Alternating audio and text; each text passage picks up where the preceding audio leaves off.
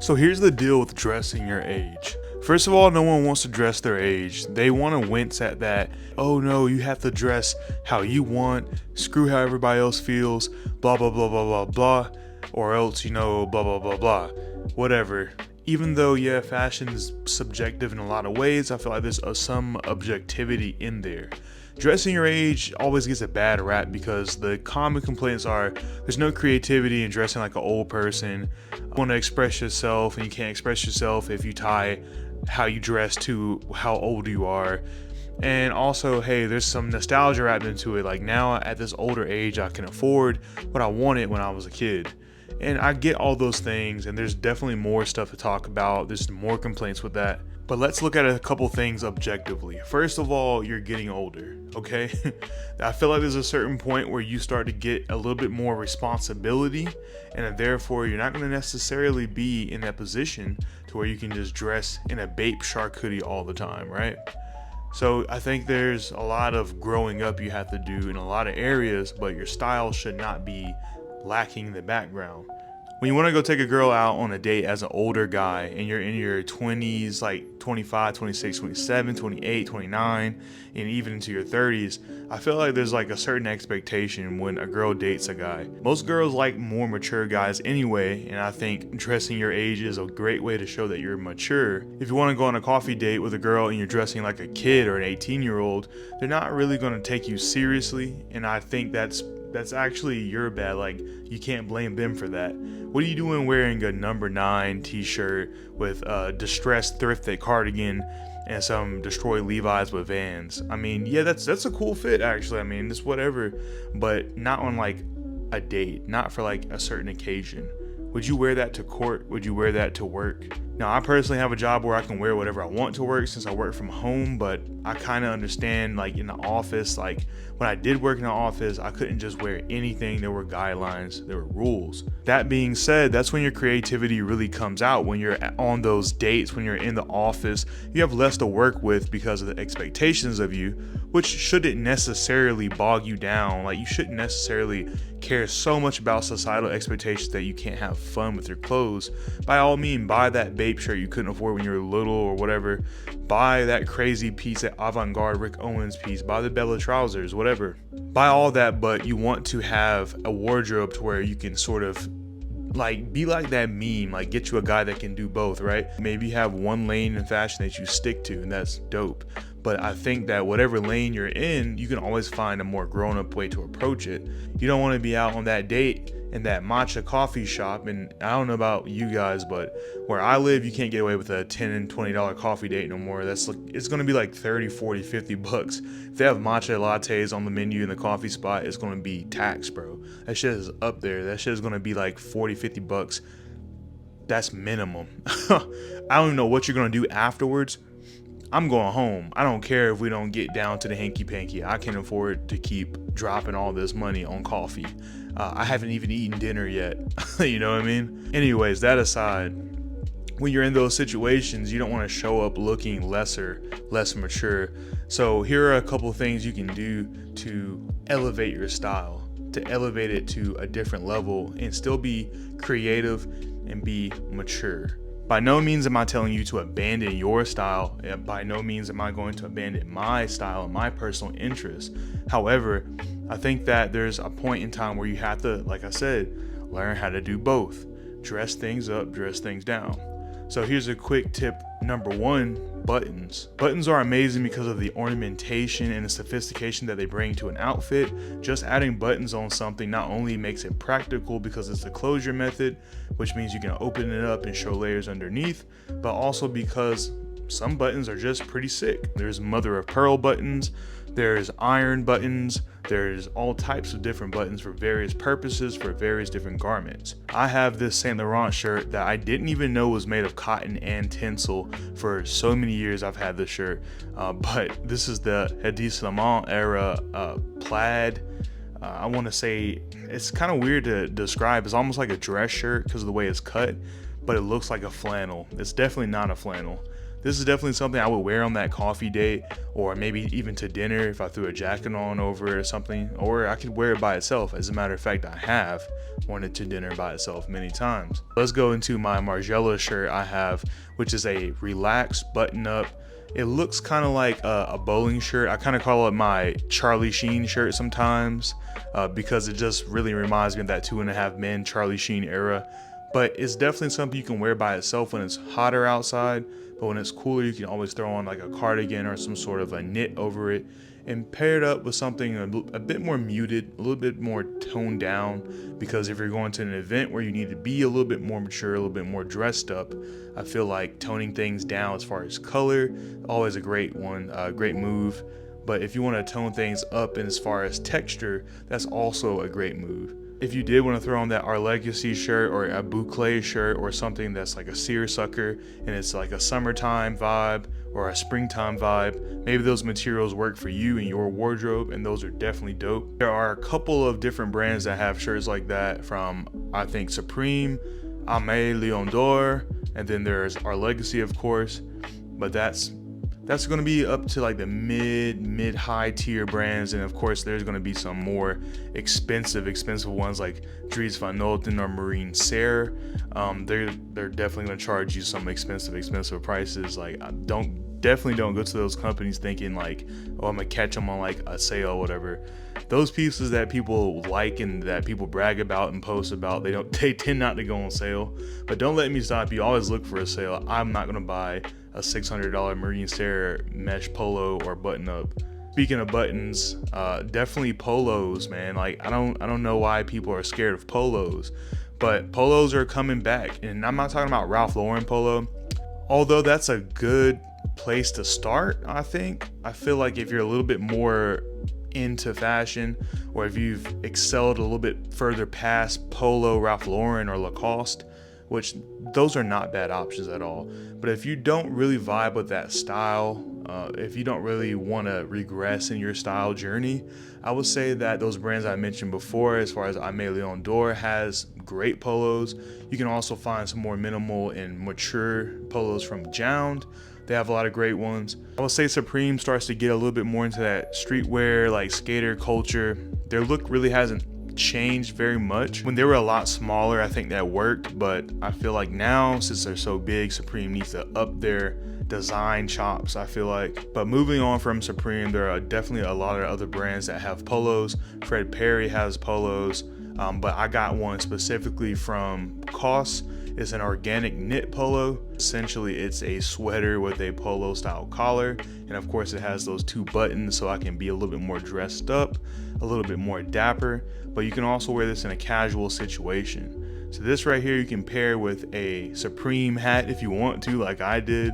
You can pair it with just a nice haircut and some glasses or sunglasses.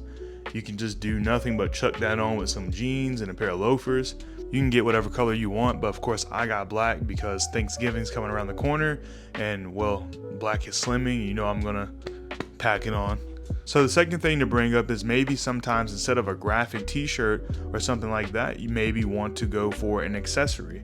An accessory is definitely something that can take the place of a graphic. It can make your outfit more visually interesting, but usually an accessory can serve a more practical purpose. Think about a bag, a belt, some gloves, a scarf, or a hat. I'm wearing a hat right now. You could even say my glasses are an accessory because they're Gucci glasses. I don't need Gucci glasses, but since glasses are functional and Gucci is nice, I put those two things together and it gives me a little bit more flair to my outfit, but it's a subtle flair. Practicality is definitely one of the more mature things you can possibly think of when you're thinking about something that obviously isn't a necessity, like fashion or being fashionable. One caveat may be if you're in a situation like a business meeting or like a date or whatever like that, it does pay off to be a bit more fashionable.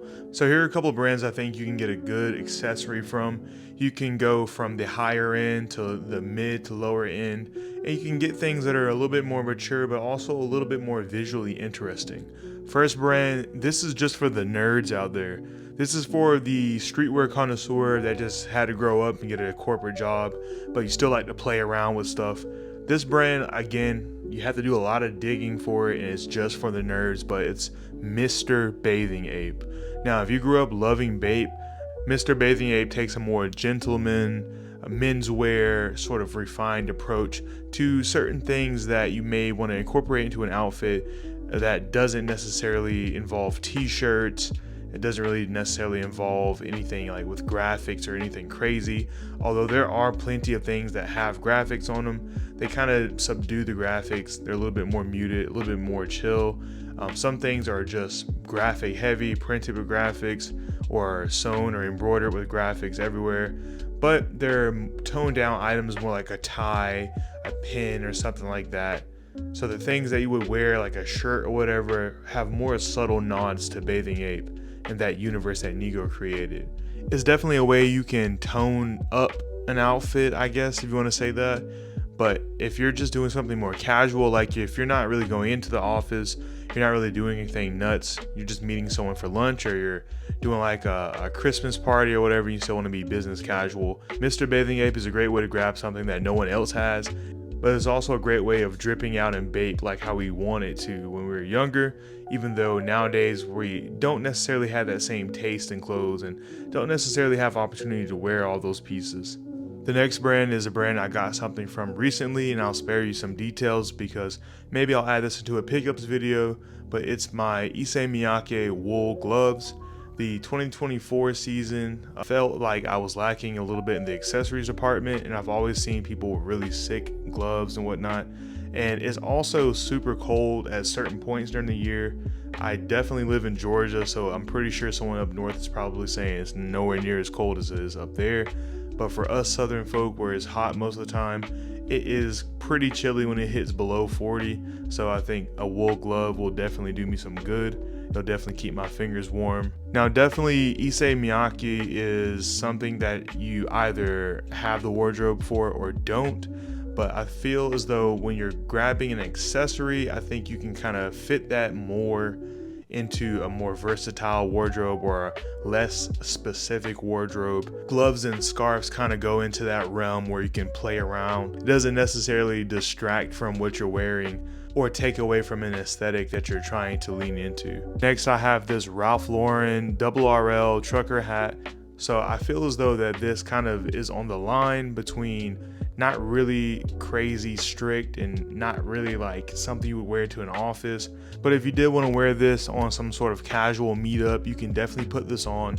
And if you have a more mature or more muted or quietly luxurious wardrobe, you can still fit this into your wardrobe without too much hassle.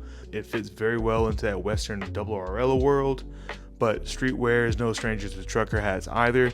Now, moving on from accessories, my final tip would be playing into a concept. Playing into a concept, what I mean by that is sometimes dressing, or I think most of the time dressing, is not really about the individual pieces. It's not necessarily about the brand or the cost, but it's about how you view your outfit and view yourself in your outfit and what you're drawing inspiration from to create that outfit. For example, you might like The Sopranos or like mafia gang member movies or whatever like that. And so you may dress the part, or maybe you have some cultural or bloodline ties to that world.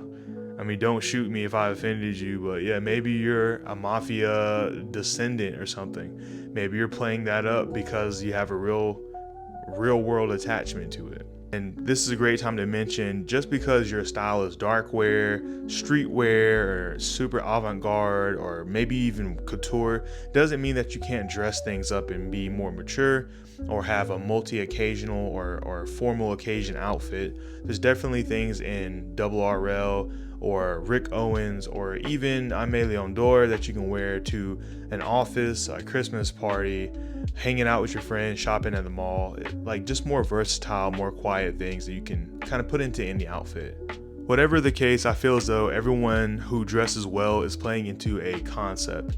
Conceptually, you want to grab the attention from this group and you want to pull it off in a certain way.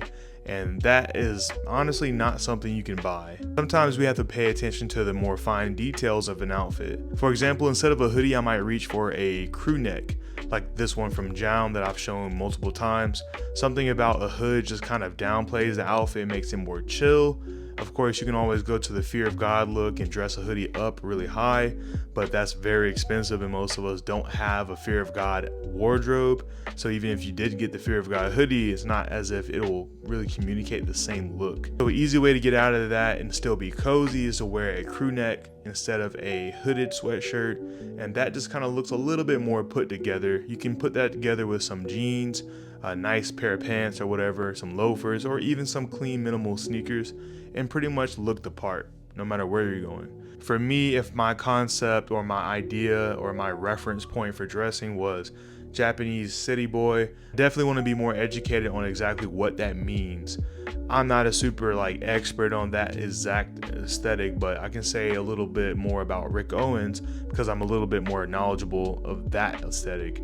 I can say that there's a lot of philosophy, there's a lot of sort of background information you kind of have to understand, like for example Sisyphus and Gethsemane, which is a city from the Bible, Sisyphus being a person from Greek mythology that had to roll a ball up a hill or a boulder up a hill just for it to fall down every day, kind of just doing some tasks that will never really be accomplished. See, I'm not going to go super far into it because Rick Owens is like a really high intellect designer. So if you want to look more into that, feel free. I think it'll give you a better appreciation for the clothes. But the concept of that kind of transfers over into Rick Owens' collection, which bared the name Sisyphus. Overall, Rick Owens has a sort of a laissez-faire attitude about certain things and a more strict attitude about other things, but generally tends to be more free and expressive. Point is, moving into the more conceptual areas of fashion, the more philosophical areas of that look or that brand, sometimes will do you better than just simply buying willy-nilly. But with that being said, thank you guys for watching. I'll make sure to upload something a little bit more frequently, try to get these shorts in there. And thank you guys for subscribing. I went up quite a bit in subscribers. If you watched all the way to the end, thank you so much. Keep a lookout for my reels because I'm announcing a giveaway for my 500 subscriber mark. Also follow me on Instagram if you don't already. And of course, hit that subscribe button, the bell button, and leave a comment. A like wouldn't hurt either, but I'm asking for too much now. Thank you guys for watching. Have a great one.